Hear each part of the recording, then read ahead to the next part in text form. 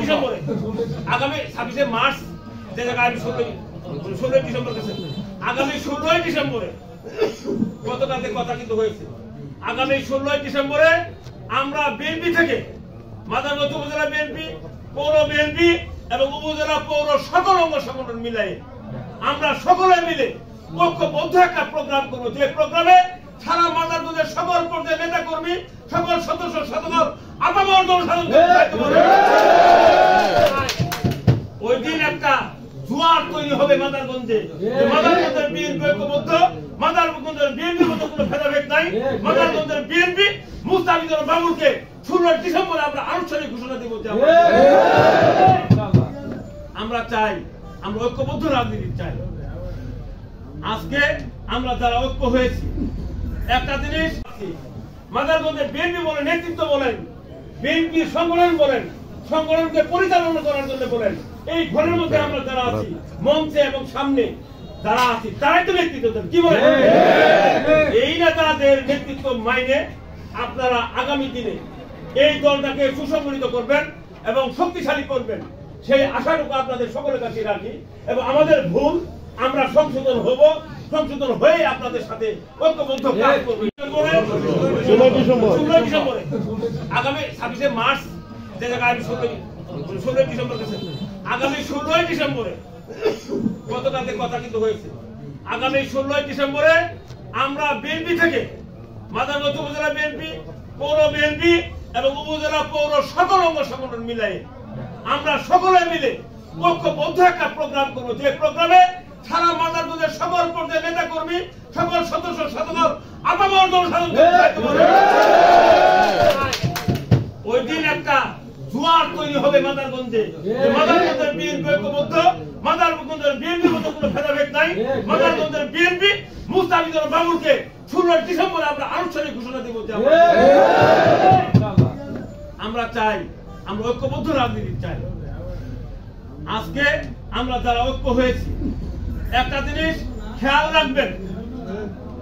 সকল নেতৃবৃন্দের উদ্দেশ্যে বলতে চাই একটা জিনিস পরিষ্কার ভাষায় বলতে চাই আমরা যে ঐক্য হয়েছি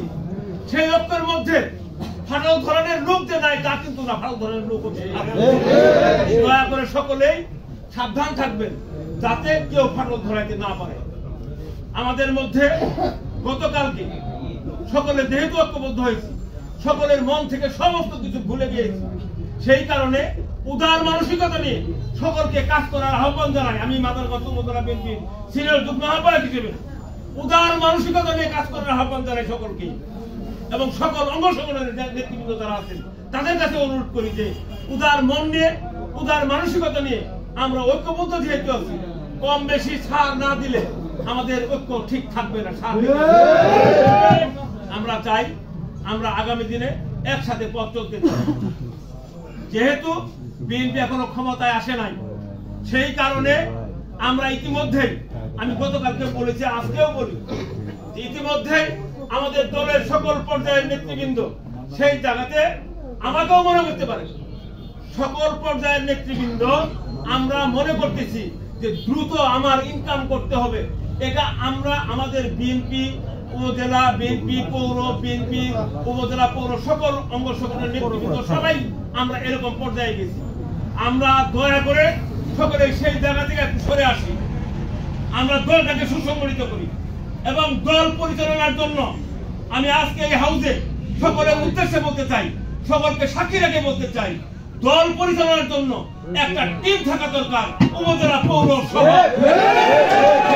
যে টিমের মধ্য দিয়ে আমার দলের সকল পর্যায়ের নেতৃবৃন্দের সহযোগিতা যেন করা সম্ভব হয় উপকার করার জন্য সম্ভব হয় সেই কাজটুকু আমরা টিমের মাধ্যমে করতে চাই এটা সকলের অবগতির জন্য আমি বললাম আমি আমার বক্তব্য লম্বা করি না আমাদের নেতৃবৃন্দ বক্তব্য রাখবেন আমি আজকেই আগাম আপনাদের দাওয়াত দিয়ে রাখি আগামী 16 ডিসেম্বর আগামী 16 ডিসেম্বরে আমরা সকলে ঐক্য থাকবো সকলে 26 মার্চ একটা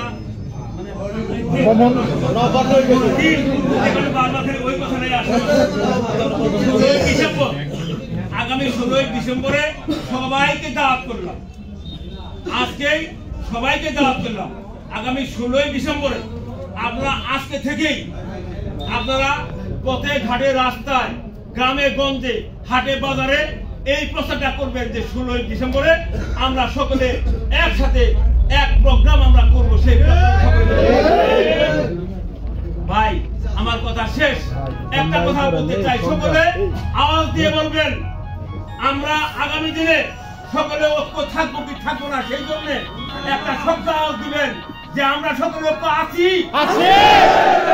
আলহামদুলিল্লাহ, আল্লাহ পাক যেন সবাইকে কবুল করেন।